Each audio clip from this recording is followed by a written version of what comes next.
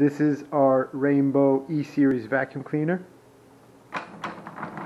What we're going to be looking at in this video are the handles or latches.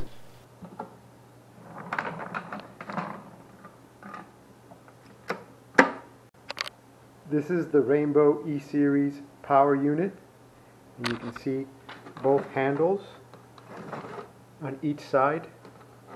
These handles are the ones that connect to the water basin on either side of the motor. This is the Rainbow E Series water basin. The handles of the power unit connect to these two sections on either side of the power basin. The other thing to note on the power basin is this protrusion.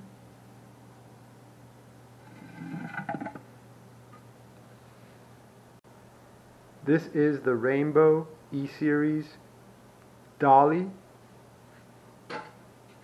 The water basin goes on the dolly,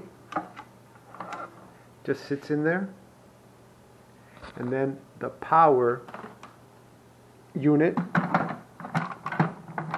goes on top of the water basin and locks here in the front. You can see this and this handle don't need to be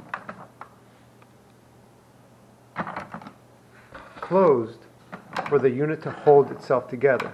However, there's still looseness between this and this. In other words, the water basin and the power unit are still loose if these handles are not connected, are not closed. So when you close the handles by locking them at the bottom first and pulling up, this decreases the space between the water basin and the power unit,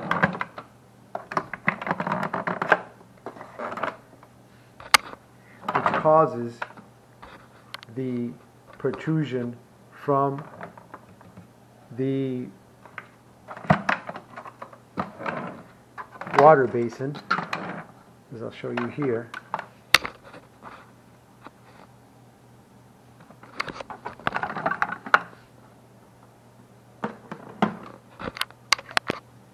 This goes right in here. It clicks.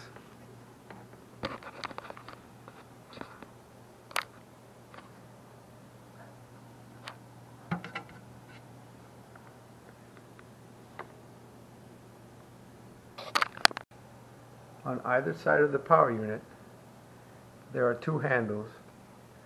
Both of these handles are fitted onto a section that's about 5 inches by 3 inches, more or less, and it has these two screws to pull them out. Again, this side, similar size, and you pull these two out. Now, if you look closely here, if you try to remove the pin that goes across here, there's no room to pull the pin out on either side. But on this side, you can see there's a groove in this plastic, which is the one that you'll be removing. This section here, which will allow the pin to come out. An important component to note of the handles is this metal springy piece. This piece did not come with the new handles that I bought. So when you remove the old handle, you have to keep this spring so you can insert it back. It's very easy to do, but you just can't throw them away or else you'll be missing this piece.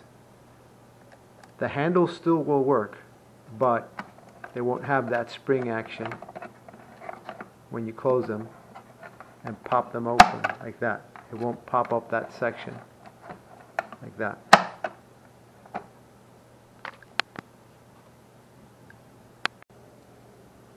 Now I'm going to show you how easy it is to remove both sections of the handles from the power unit.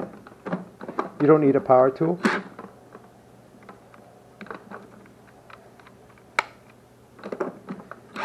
But we'll use one just for expediency here.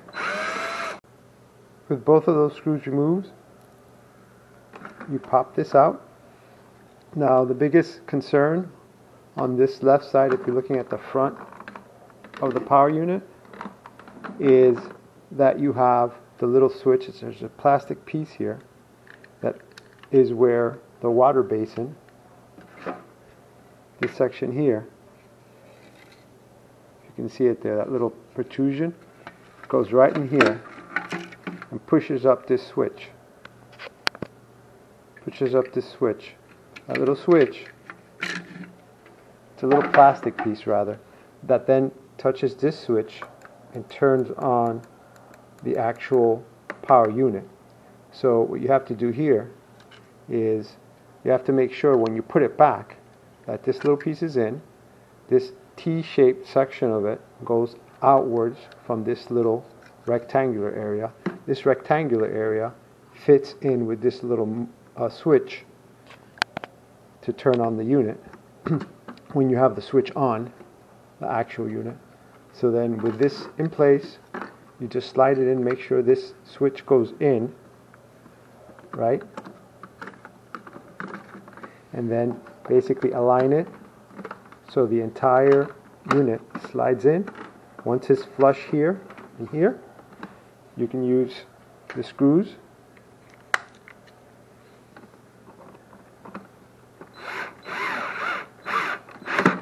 and put it back. And I'll use a regular screwdriver for the second one. So you can see it's no big deal to both remove them and put them back with a regular screwdriver.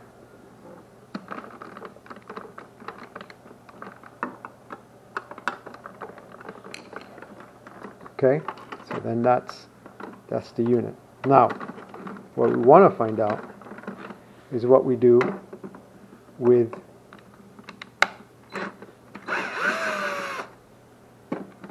the new handle. So once we have these out,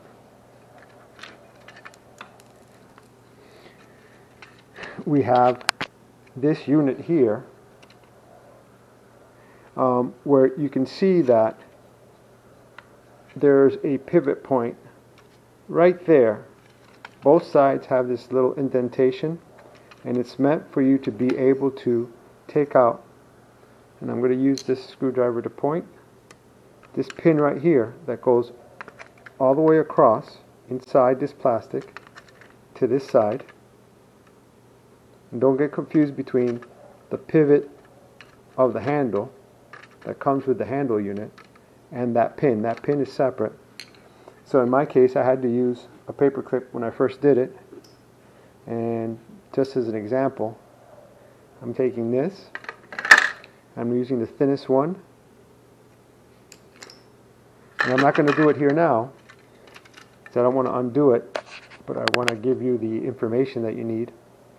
Basically, you push on one side of the pin, and maybe you can use something like that, tap it until this side of the pin starts coming out. I had to hold this piece here while pushing on this side so that enough of it came out where then I could grab it with a needle nose plier and pull it and pull it right out on this side. So I pulled that pin all the way out. Once I did that, this all came loose. And I can show you my old broken ones.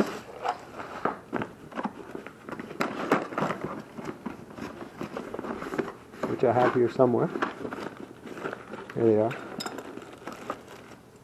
Here's one of the old broken ones. Let me move the camera a little bit. Here's one of the old broken ones.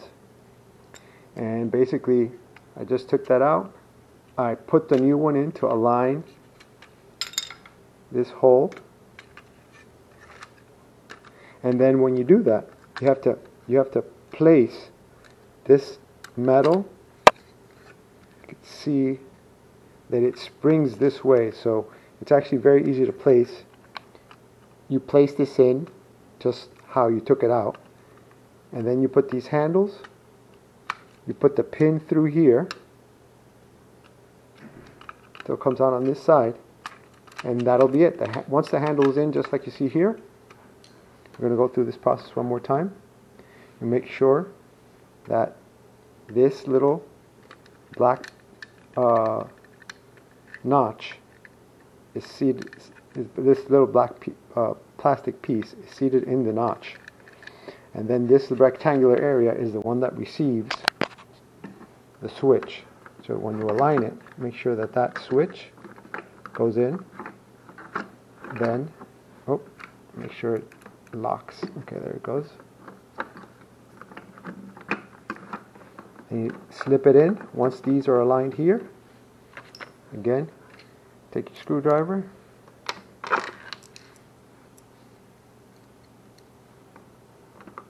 and put the two screws back. Not a big deal at all.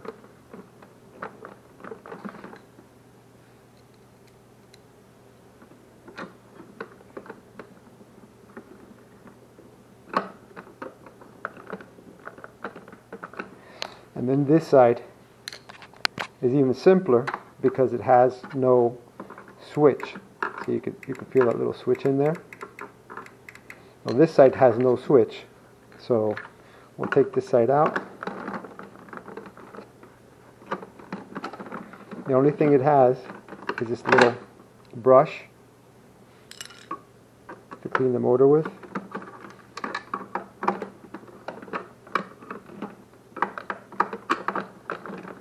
And you can leave that or take it out, it doesn't really matter. You could put it back with or without it in there. You could always put it in afterwards. And of course this one slips out just like that. Again, this little brush thing goes here, so it locks in. You can just make sure it aligns right here if you're going to put it in together. If not, just take it out. Once you've removed this pin that we talked about earlier, you slip it all back. It basically aligns, it's flush. There's no switch inside to have to worry about like there is on this side. And then you take your screws, put them back.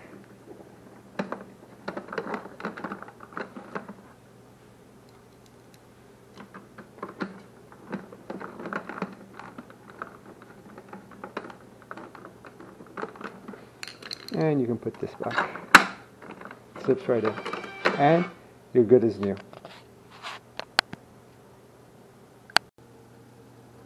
Alright, so I'm going to try to show you the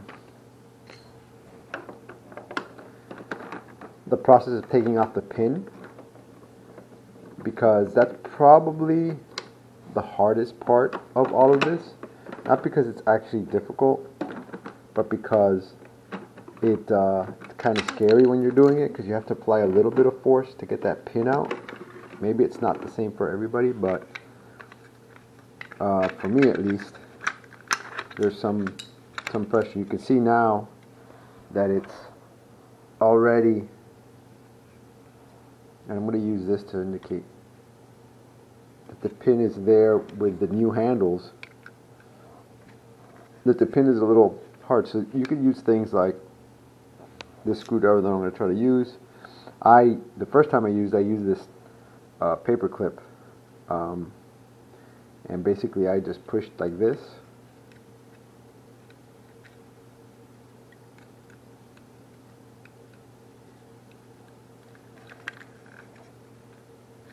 And then on this side I held down the plastic so that it would allow the pin to slide on the other side.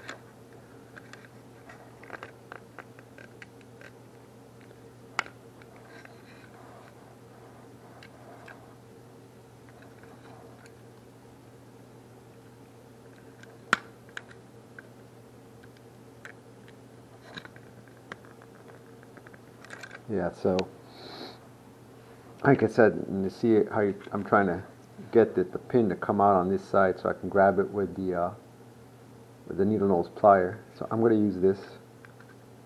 I think I should be able to apply more force. This little screwdriver. I'm using the Phillips head.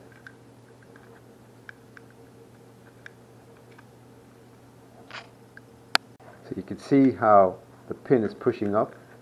I'm going to grab this plastic and pull it down.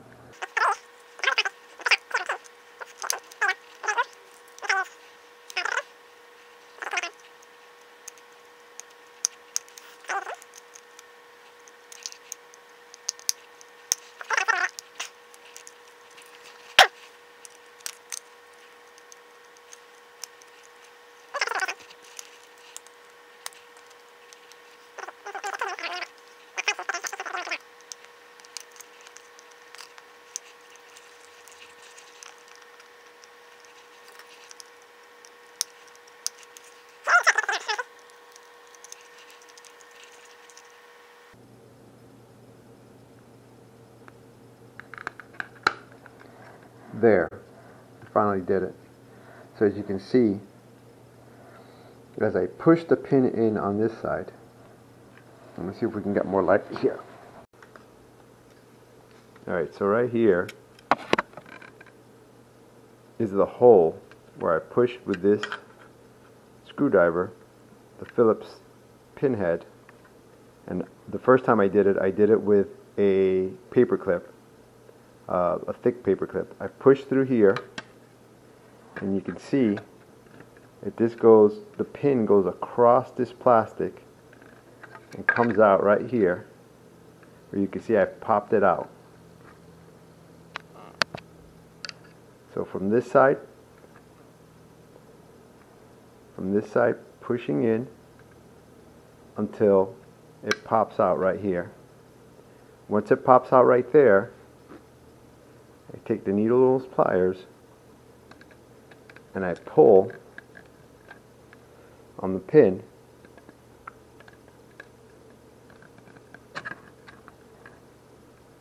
See, the pin's coming out from this side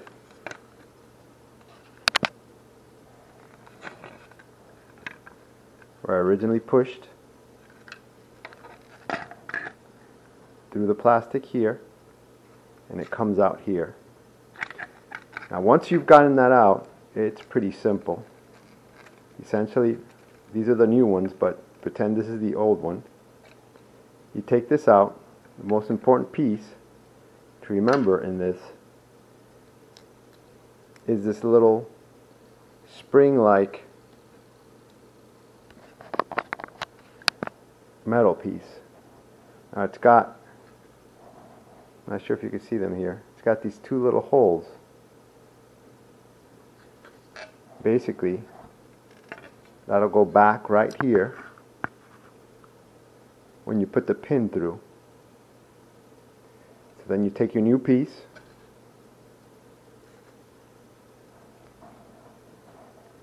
right, and you set the pin back in from the same side that you would have taken it out from the old piece. Push it just so it's not, so it's in, but it's not coming through the middle, right, because we're going to have to place that right on top.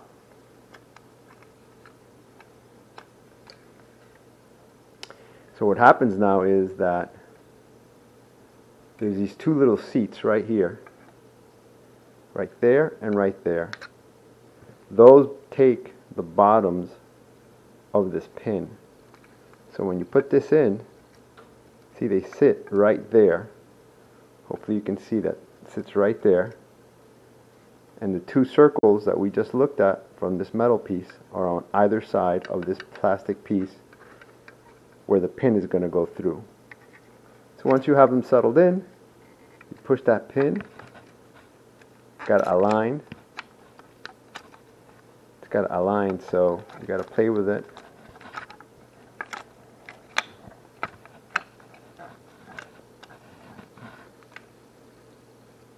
And I got this light in my eyes, but I'm going to try to set it so that both the metal piece, so that both the metal piece, the springy piece, and let's take a look at this now that we're doing this from the side here a little bit. I'm getting some shadow. Let's see if we can remove some of this shadow. Alright, this is the pin, and this is the actual axis where the new piece pivots, like that. So what we want to do is get this out of the way, this pin out of the way, and then we want to sit that piece right there so that the pin will go through the middle. And before we do that, we got to put this metal piece back in, and we got to push. And see, that time when I pushed the pin, it went right into the hole. So once it's in there, it's super easy. So we just push it on through. Make sure before you settle it in completely that this metal piece, which is going to spring the whole latch up, is actually through both sides. And then you can just sort of push the pin as far as it'll go. And that last little bit is like a thicker part. It's on the it's on this side of the plastic piece. And then what I will do for the final part is just push it, because now you got to make sure it's going in to the other side of the new bracket, and you push the pin with whatever tool you have to do that. In my case, I'm going to finalize it with the needle nose plier. And I can see here that it's already going into the new piece. So what remains is just a little bit more of a push.